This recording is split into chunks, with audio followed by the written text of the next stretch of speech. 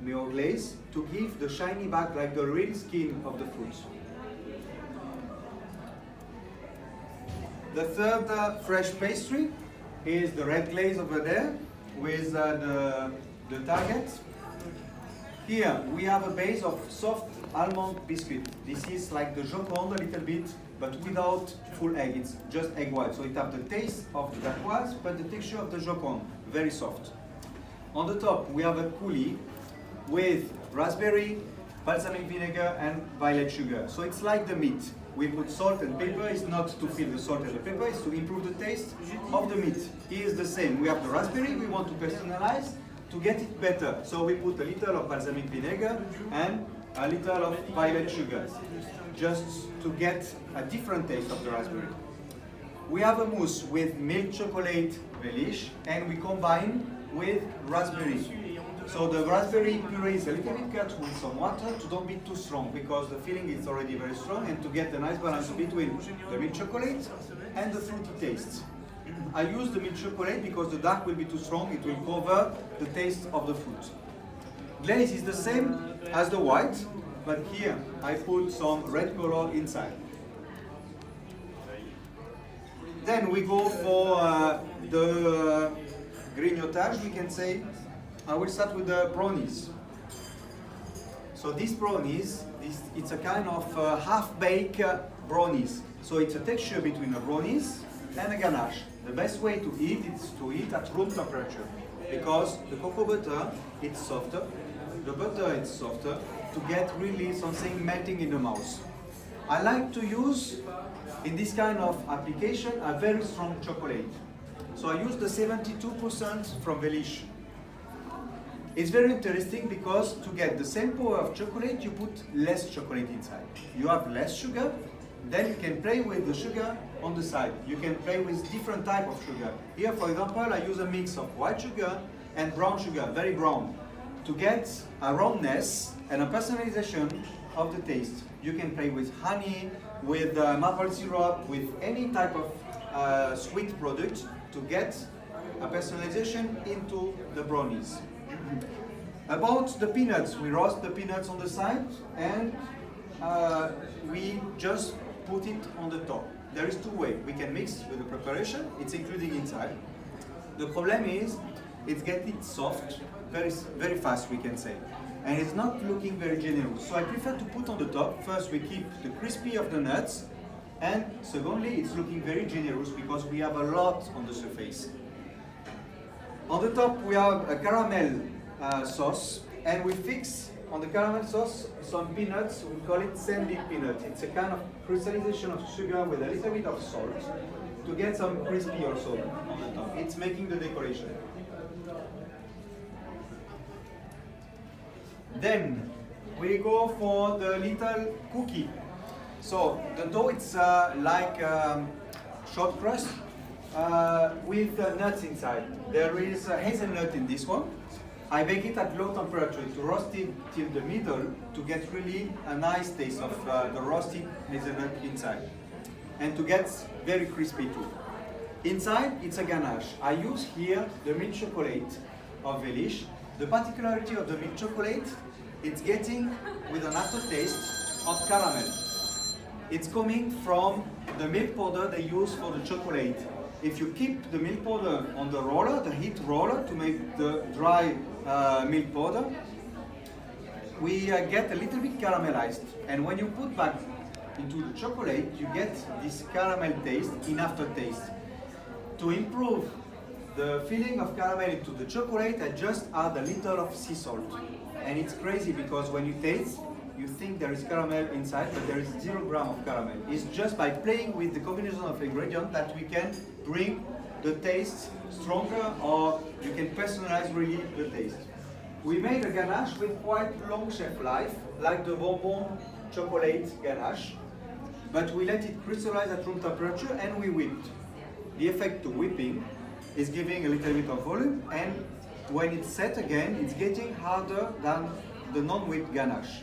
To give some stability when you bite the biscuit, to don't go out directly, to still soft, melting in the mouth, but give some setting. Like there is gelatin inside, but it's not the gelatin, it's only the whipping who make this kind of effect. a little of glaze on the top to remember the flavor, and it's something interesting because it's easy. You can make the same base of biscuit. You put one with raspberry ganache, one with mango ganache, one with dark chocolate, one with milk chocolate, anything you want. You put one drop of glaze, red, orange, dark, gold, I don't know, any color you want to remember the taste. And you can personalize with a little color on the top to give something more attractive from the visual. Then we go for the choux. So you know the Paris-Brest, I think? Paris-Brest, it's made from praline. It's a little bit inspired by the Paris-Brest. So we have a choux with a streusel on the top to give some crispy. Inside, what is very interesting, I work on a way for the tasting to give a specific feeling. I don't know if you hear about umami. Did you hear about umami? So I will explain for the people that don't know what it is. So we feel on the tongue 4 different things: the salty, the sweetness, the sour, and the bitter. That's right. In different part of the tongue. But in fact, since 1981, it's proof that there is a fifth one. It's called umami. A Japanese guy proved that. But right now, I don't know, it's a long time ago, we didn't learn this when we learn about pastry. So what is the actual taste? I will that- explain what it is. So, umami is a kind of molecule contained naturally into the ingredient, which is giving some savory feeling. I mean, it's giving like addiction. So some of the ingredients contain naturally the umami, like tomato, like dairy, like nuts, like chocolate, no, cocoa we can say in the beginning. And we can develop some extra umami by 2 different processes. The first one is the fermentation. For example, the cheese we feel more tasty comparing to the milk, because the fermentation brings some extra umami inside. The wine, it's more tasty than the juice because we develop some umami. The chocolate, there is fermentation too. So we have also some umami from the chocolate. Then the second way to develop umami, this is the roasted. For example, hazelnut, non-roasted is good, but when you roast it, this is crazy. Even if you don't want hazelnut, you just take one machinally, and after one, you take another one and another one, you cannot stop, because the umami made this kind of addiction. So, for example, the cocoa also, to make the chocolate, it's roasted, the coffee is roasted, and we play with this here to give a lot of umami into the cake. So, the chantilly, it's made with chocolate, it's a mix of dark chocolate 72% and the white chocolate from Relish. I like sometimes to combine 2 types of chocolate to get the milk chocolate, because when it's conching together, like the milk chocolate, you get a specific taste. But when you conch separately the white and the dark chocolate and you combine after conching, you get a different taste, even if it's the same percentage of cocoa contained. So it's giving already some umami. Then I use hazelnut, roasted hazelnut paste, to give also a lot of umami. The fresh cream also inside. And to personalize, I use something very specific that we don't use a lot in pastry. This is soya sauce. Soya contains a lot of umami. It's fermented too. And what is interesting, it's giving some salty inside. But it's not like the salt. We feel something specific inside. And we don't know what it is. But it's really something giving more addiction to the cake. There is a little heart in the middle. I use a praline. Praline, you know, it's nuts, roasted nuts, with caramel. Caramel, it's like the sugar roasted, giving some umami too. We feel more tasty the caramel compared to the normal sugar, but it's the same. And we mix the praline with a little of milk. We make an emulsion, because the praline, the pure praline, is very sweet. It's 50% of sugar most of the time. And we get the sandy texture on the mouth because we have the pieces of the nuts inside. But if we make an emulsion with the milk, we get a smooth texture. And we stop the quantity of the milk when we get the right texture we want. I want semi-liquid texture inside. When we cut the cake, it's going out.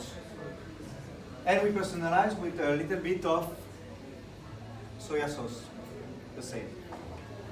Can I ask you something? Yes? Is it possible to tell us which soya sauce you're using? I- Because soya sauces can be so different in taste. Yes, but this is really the basic one, the salty one.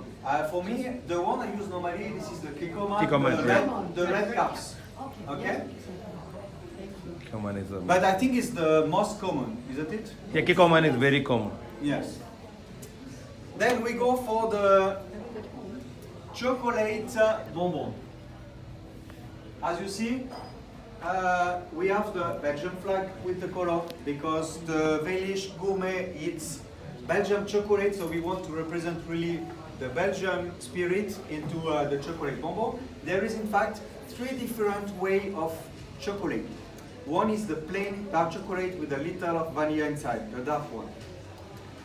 We go into this recipe with semi-liquid texture because it's molded, so we can play more with the texture compared to enrobed. Then we go really with soft texture to have a contrast by the shell and the filling. So for the shell of the chocolate, I use the 58%, and if you want a little more strong, you can mix with a little of 72 inside. Then the yellow one, this is with the nuts. So the plain first, then with the nuts. This is hazelnut. This is not with the soya sauce, this one I want to make differently, so I make it with the salt, sea salt. I mix also 2 types of chocolate there to get the nice balance, also the dark and the white together. Then we go for the raspberry and balsamic vinegar. Here also the same, like the previous cake, we use the balsamic just to improve the freshness of the raspberry. Here we use the milk chocolate combined with the fruits. So then, from all of this application, you can see really different way to use. You can see by chocolate bonbon that we can get very shiny, we can get a thin shell, you can make any decoration with the big cake you have seen.